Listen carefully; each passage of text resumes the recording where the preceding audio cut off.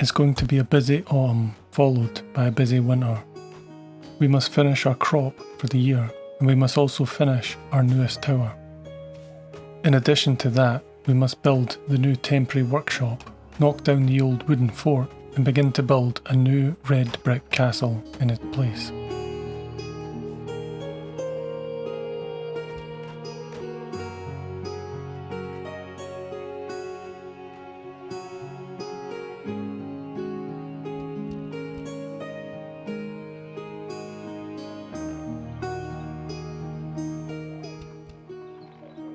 With the tower complete, we can now move on to the next build. It quickly gets cold and wet, so we light the braziers early this year. We can only hope to have enough food for this winter.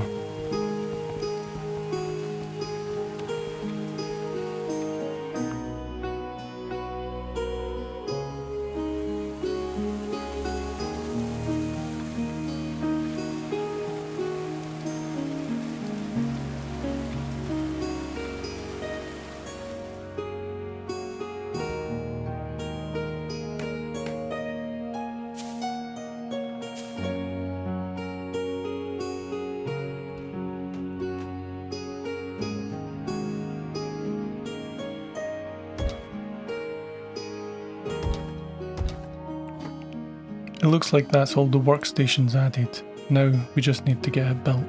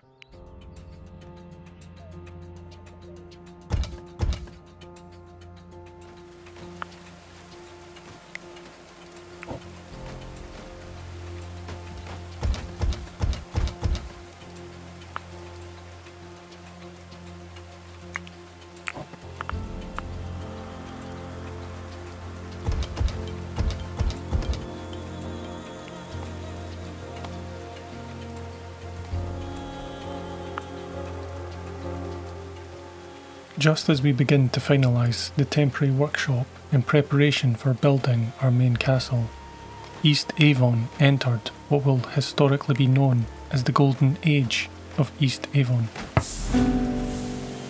In the late 1356, East Avon was the centre of culture and technology. People came for the culture and they would stay for the weather, as it was too wet to leave.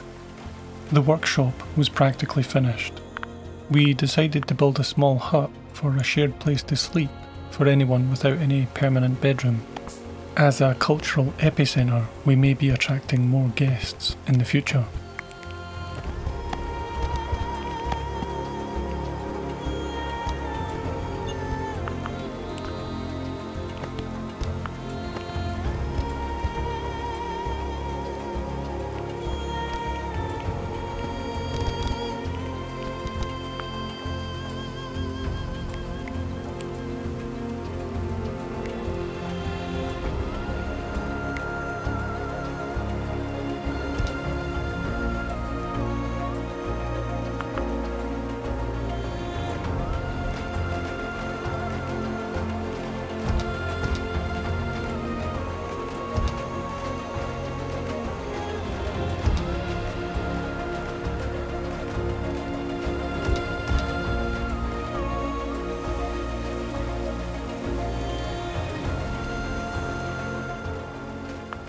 It was time to bring down the old fort.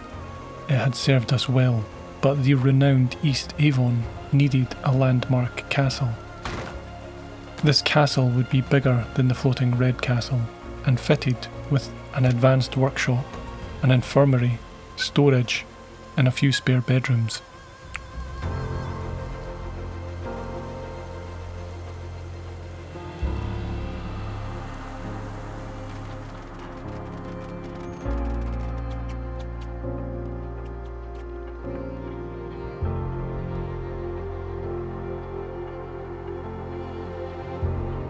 While the wooden fort is deconstructed, we learn rug making to better furnish our improved interiors.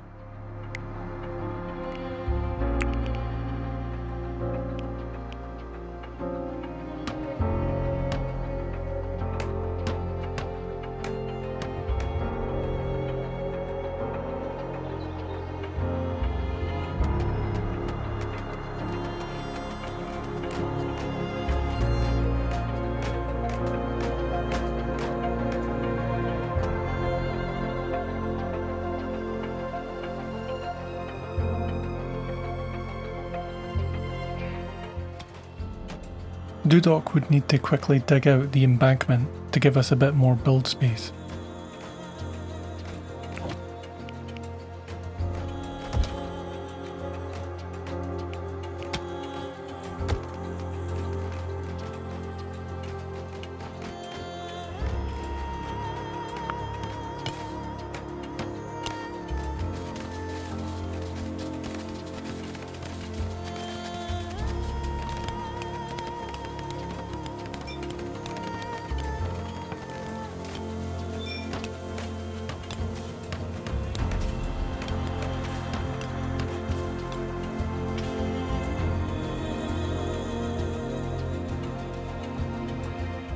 While doing a food check and planning the next hunting trip, we discover that there is a 13-day-old bear living in East Avon.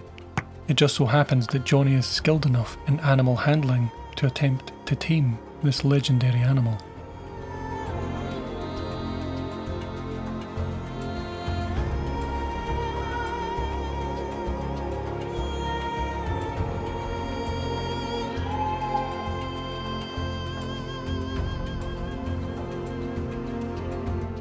Another cat perishes in East Avon.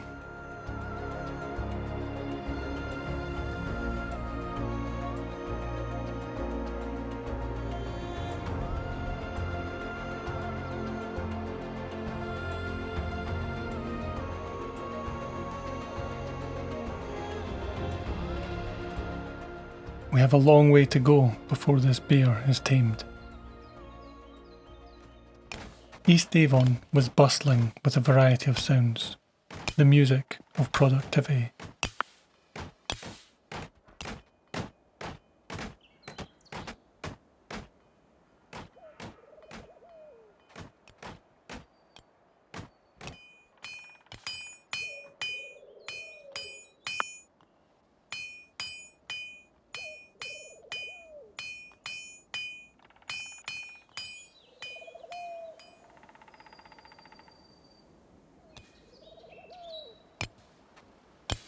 Soon, a great castle would be born from the land once more.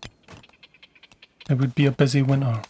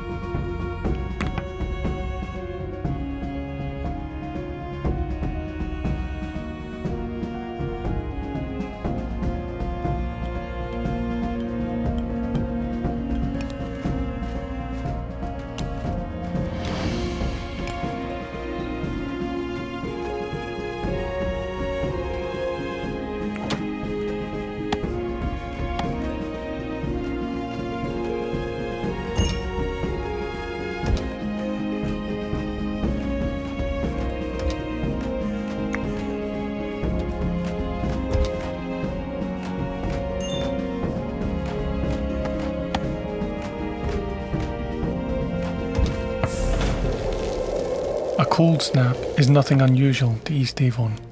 We wrap up in layers, light the braziers, and get on with the work, as we always do.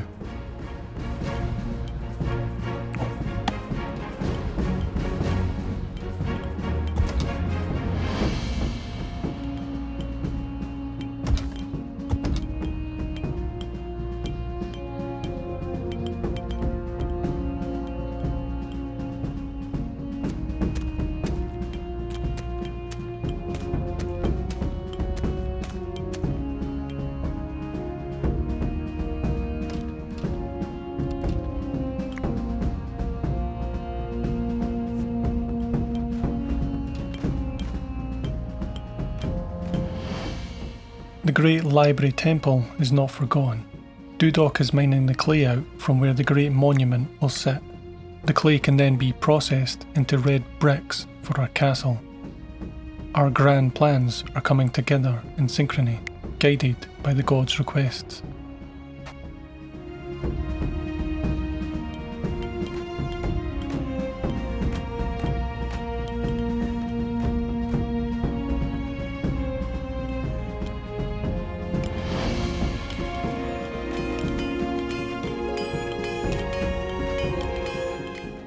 Bit by bit, we begin to build the Grand Temple Library. When finished, the water will be used as part of the defences.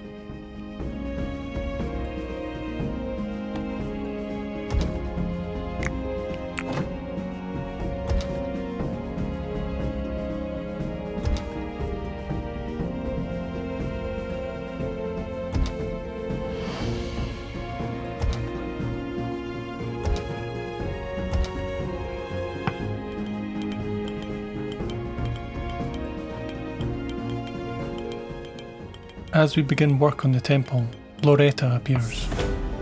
A wood-cutting accident seems to be very common. We invited Loreta to join us. A strong passion for animal handling and a passion for farming was quite helpful to East Avon. Loreta was outgoing, robust and wise. She had no negative qualities at all. Her main role would be to tend to the animals and farm when she was free. She could also do carpentry if not busy with other tasks.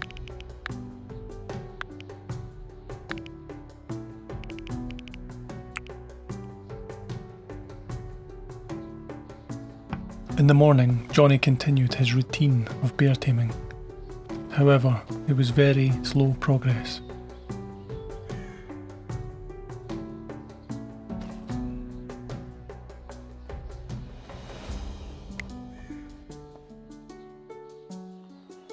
The builders worked on the two major constructs. When the limestone ran out, the builders would go back and work on the Grand Castle.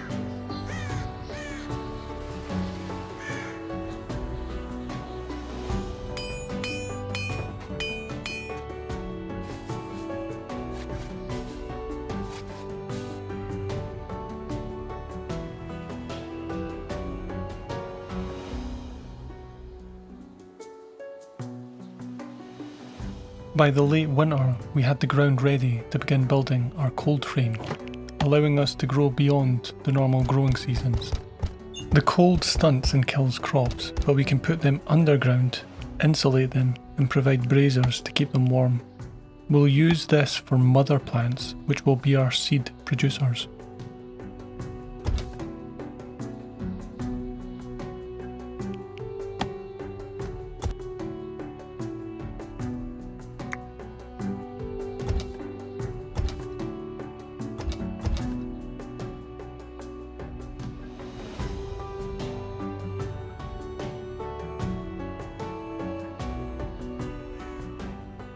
Before the winter ended, we had a visit from some old enemies. The Philosophers made a winter offensive on East Avon. They came with only melee weapons, a strange choice for all their study they never seemed to learn.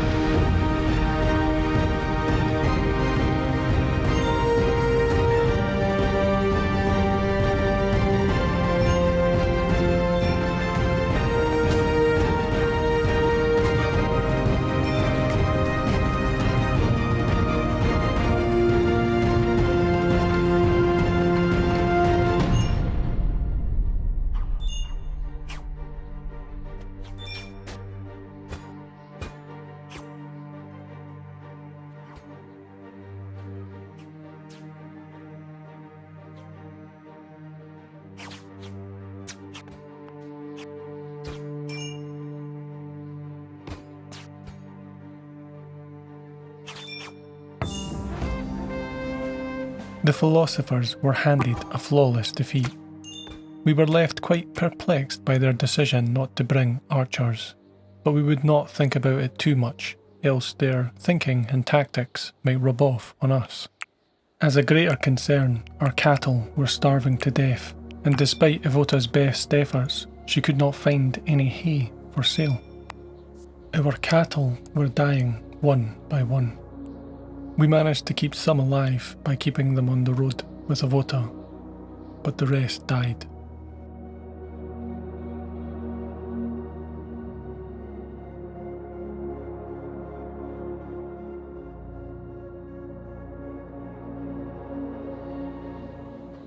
The ice began to melt. Our build work would continue into the spring.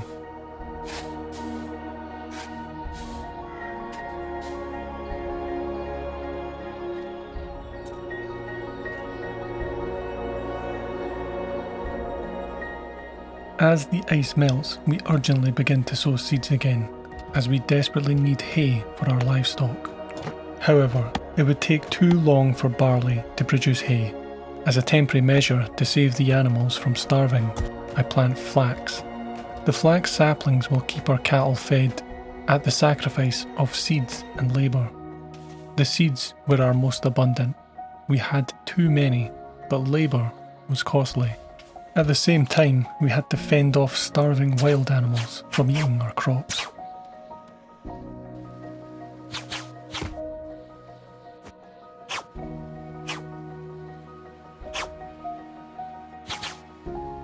We certainly gained a lot of meat this winter.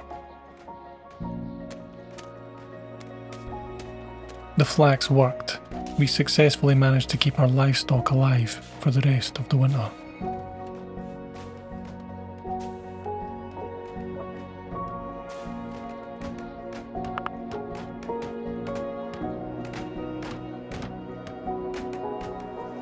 The temple library basement was almost finished. We would build a tomb here when it's ready.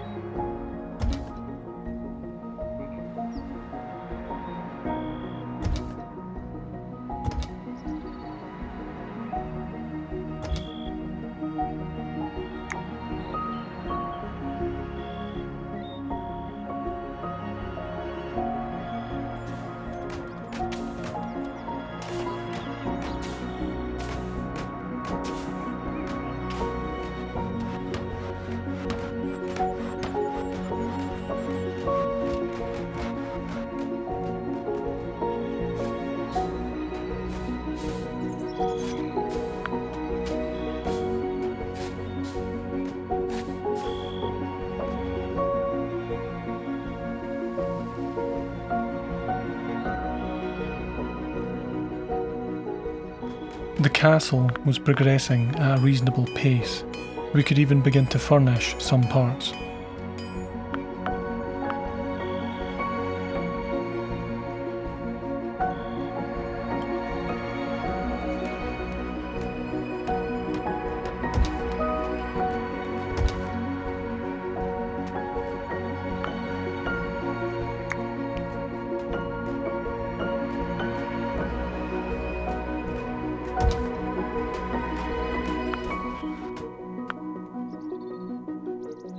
Due to battles, building and starving animals, the bear taming project had slipped.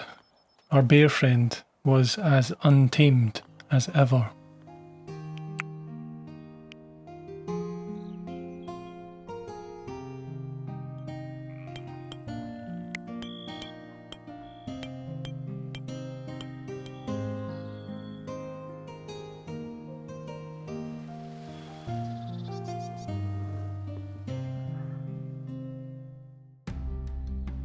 It has been a harsh winter.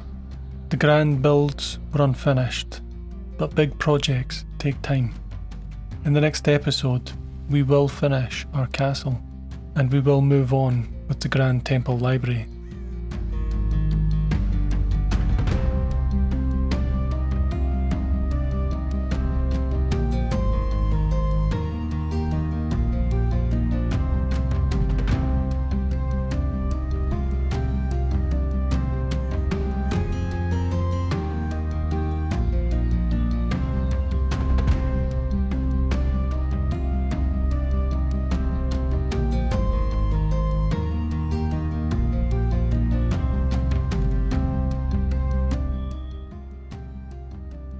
East Avon had entered its golden era in terms of renown, and it needed architecture to demonstrate that.